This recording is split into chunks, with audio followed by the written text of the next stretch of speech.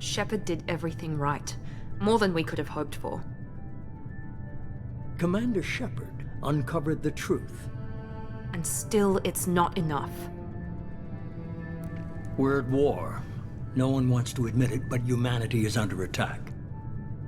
But they're sending him to fight Geth. Geth. We both know they're not the real threat. The Reapers are still out there. And it's up to us to stop them. The Council will never trust Cerberus. They'll never accept our help, even after everything humanity has accomplished. But Shepard, they'll follow him. He's a hero, a bloody icon. But he's just one man. If we lose Shepard, humanity might well follow. Then see to it that we don't lose him.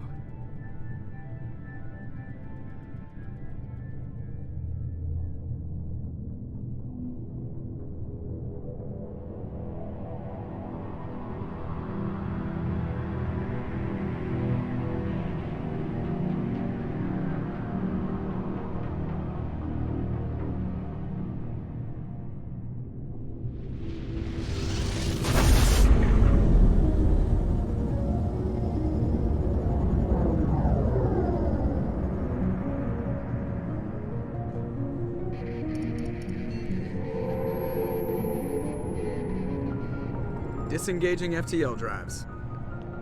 Emission sinks active. Board is green. We are running silent. We're wasting our time. 4 days searching up and down this sector, and we haven't found any sign of Geth activity. 3 ships went missing here in the past month. Something happened to them. My money's on slavers. The Terminus system is crawling with them. Picking up something on the long-range scanner. Unidentified vessel. Looks like a cruiser. Doesn't match any known signatures. Cruiser is changing course. Now on intercept trajectory. Can't be. Stealth systems are engaged. There's no way a Geth ship could possibly... It's not the Geth. Brace for evasive maneuvers!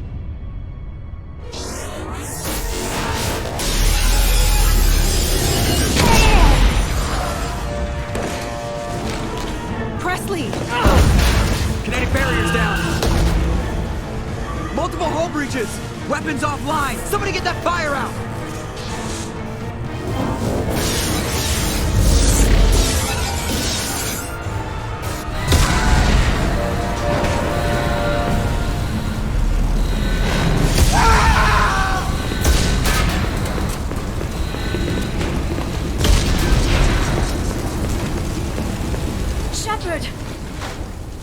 Distress beacon is ready for launch. Will the Alliance get here in time?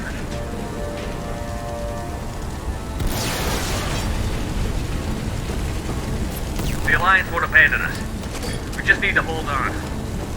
Get everyone onto the escape shuttle. Joker's still in the cockpit. He won't evacuate. I'm not leaving either. I need you to get the crew onto the evac shuttles. I'll take care of Joker. Shepard! Liara, go. Now. Aye, aye.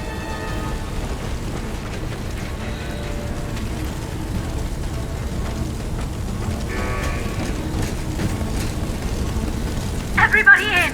Go, go, go!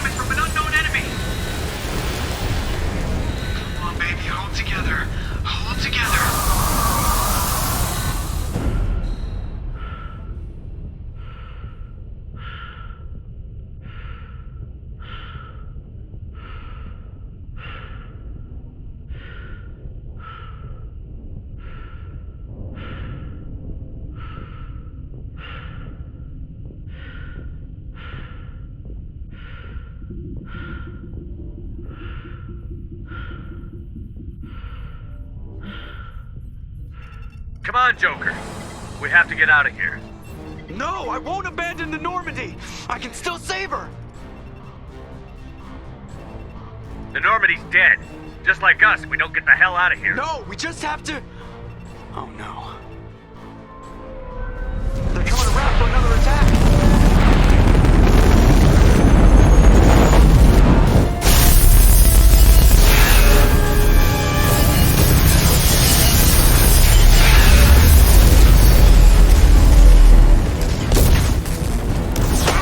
Watch the arm!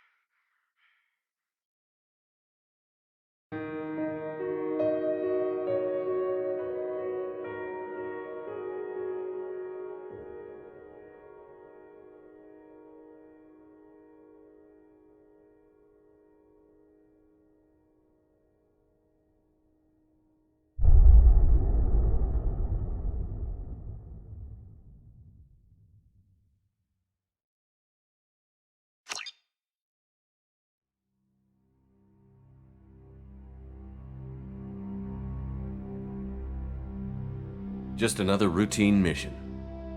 Why do they always say that before a mission? Of course it's routine. You haven't done anything yet. It's everything that happens along the way. The choices you make, the paths you choose, that turn the routine into anything but. Of course, that's how it started. A routine mission, answering a distress call. And look where that got me. We were testing out the Normandy, Captain Anderson's new ship, when the distress call came in.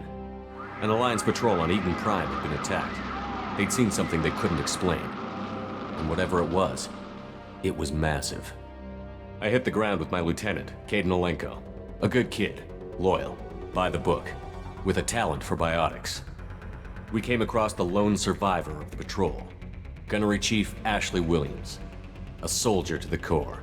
Tough, disciplined, ready to take on whatever came her way.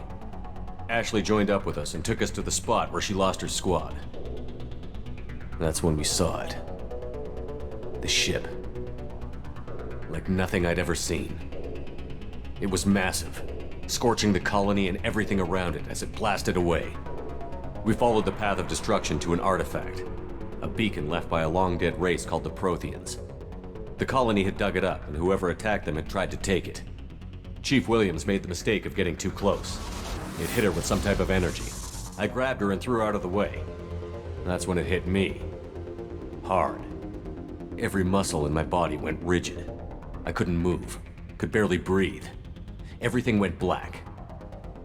And then I saw something. A vision. Dream. A nightmare. By the time I woke up, we were halfway to the Citadel on our way to meet the Council. I was expected to explain what I'd seen. Anderson came along. So did Adina, our political representative on the Citadel. With those two heavyweights, it seemed reasonable we could persuade the Council that the ship we'd seen was a potential threat, as was the individual behind the attacks. The main suspect for the Eden Prime massacre was a Turian Spectre named Saren. He'd been seen by one of the survivors from the colony at Eden Prime, and there was some evidence to suggest that the ship was connected to Saren. But even Adina's pointed accusations weren't enough to convince the Council. They just couldn't believe one of their chosen elite Spectres could be guilty of something like that. They needed proof, which meant I needed proof. Fortunately, I wasn't alone in my search. Garrus, another Turian, wanted to help. a top agent for Citadel Security. Despite orders from his superiors that he shouldn't get involved, he told me he was suspicious of Saren, and he had some useful leads. More importantly, he was willing to share them. That led me to Rex, the biggest, nastiest-looking Krogan bounty hunter I'd ever seen. He turned out to be more than just a brute. It was his intel that led to a fugitive with incriminating evidence on Saren. The fugitive turned out to be an energetic little Quarian named Tally.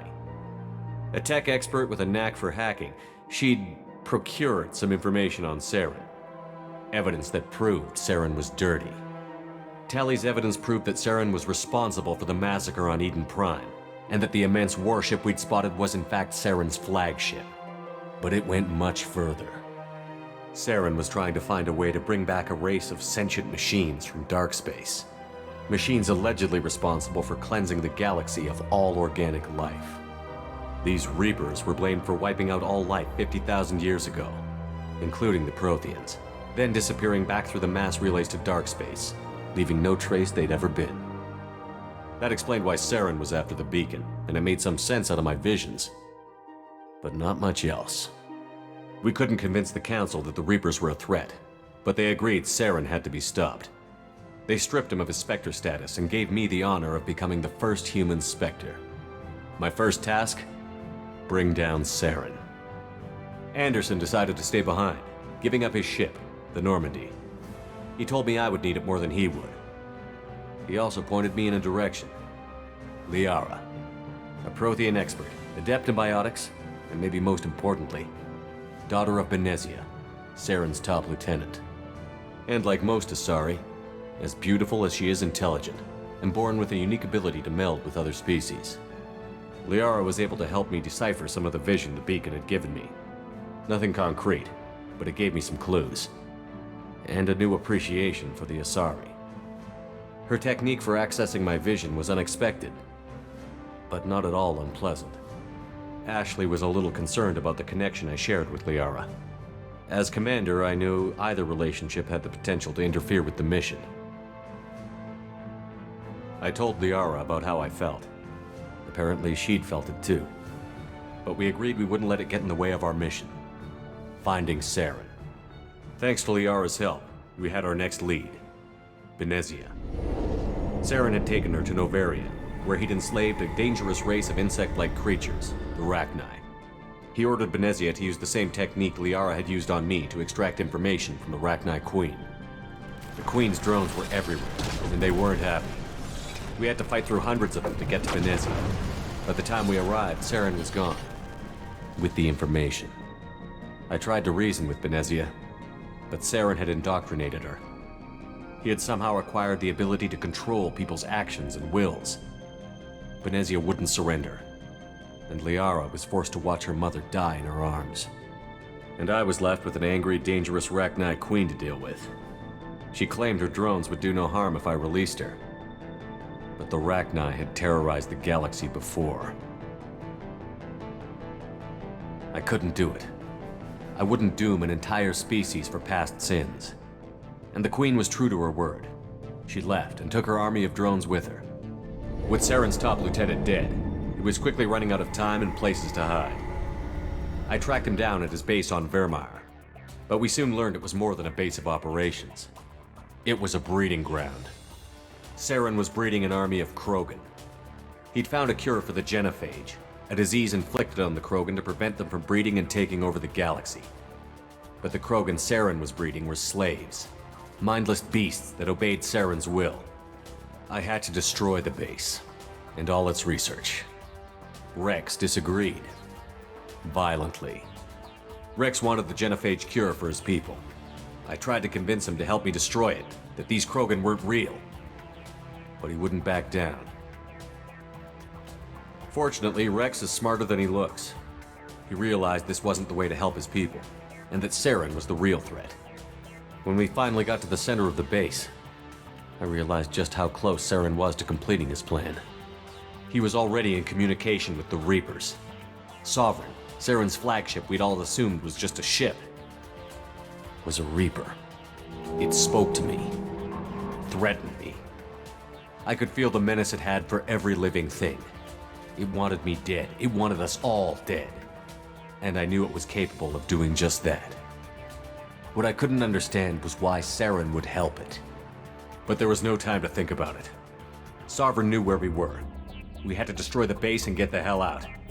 I split up my team in 2 squads, sending Ash with one and Caden with the other as a distraction. We had a nuke, and we planned to use it.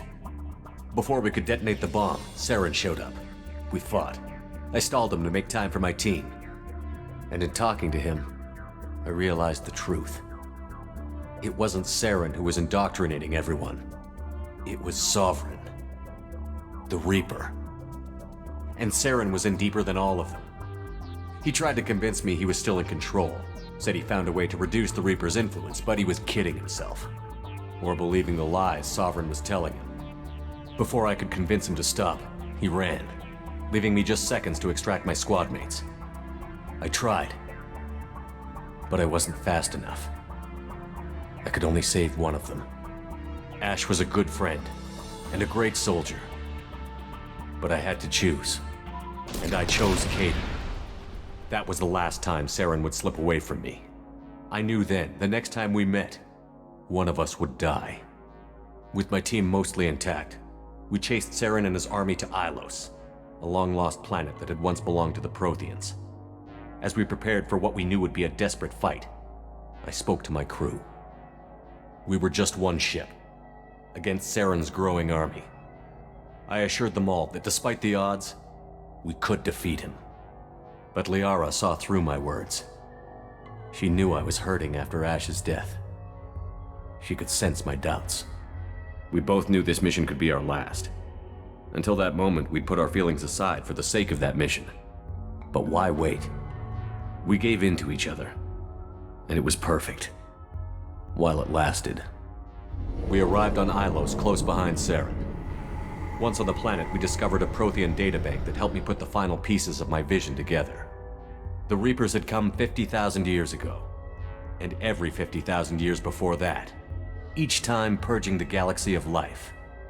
The Protheans had fought and died, like every species before them.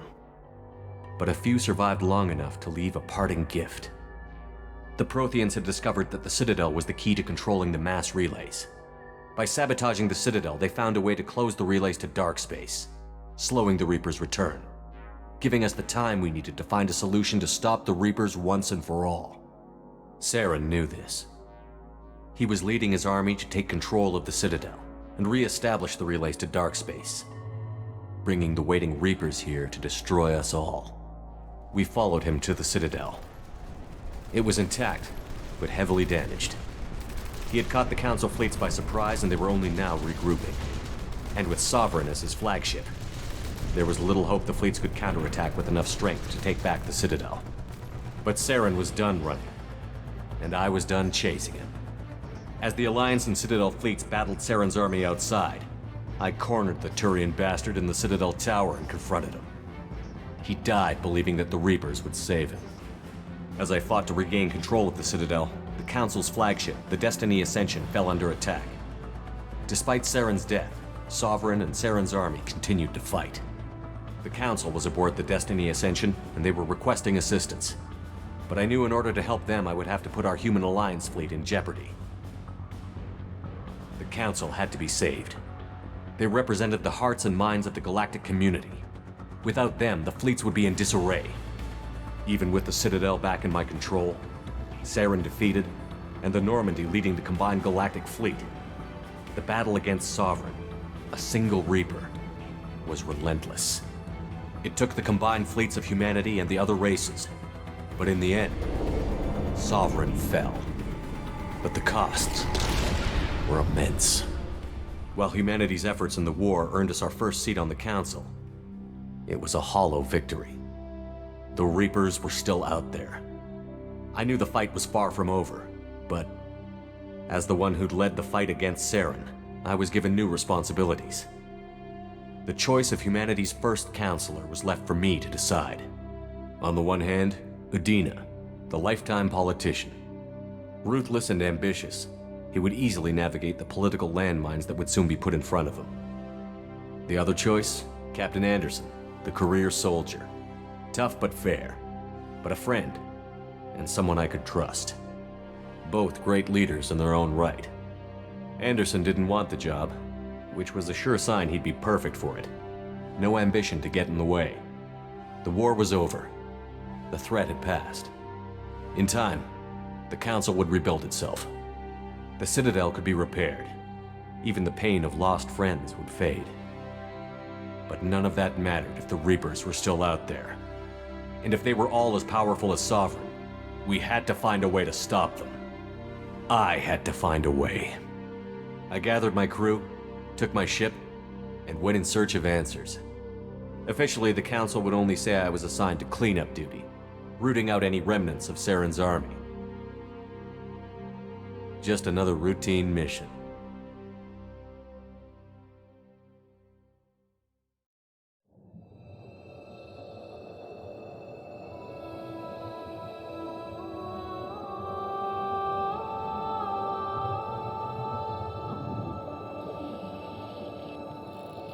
Commander Shepard has been recovered. The Lazarus Project will proceed as planned.